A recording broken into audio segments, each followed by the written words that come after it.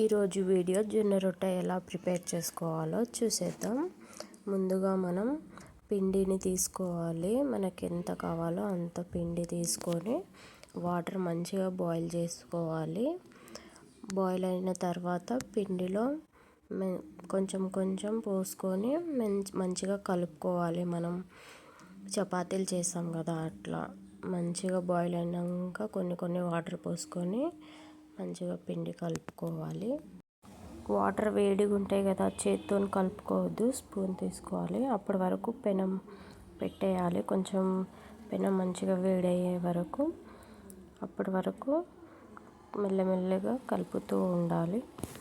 కొన్ని వాటర్ పోసుకొని జొన్న పిండిని మంచిగా కలిపేసుకుందాం.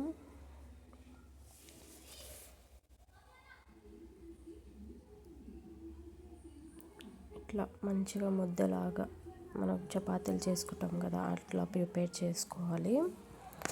చేసుకున్నాక కొంచెం పిండిని తీసుకొని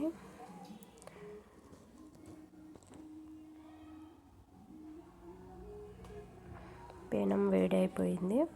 మంచిగా కొంచెం పిండి తీసుకొని రొట్టెలు చేసుకోవాలి. మనకు ఎంత సరిపోతుందో అంత చేసుకోవాలి. పెనం వేడైపోయింది, వేసేద్దాం. ఇంకా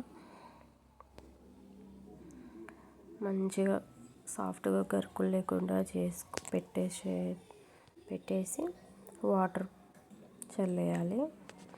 చేతితో రాకపోతే ఒక క్లాత్ తీసుకొని మంచిగా వాటర్ తోటి స్ప్రెడ్ చేయాలి.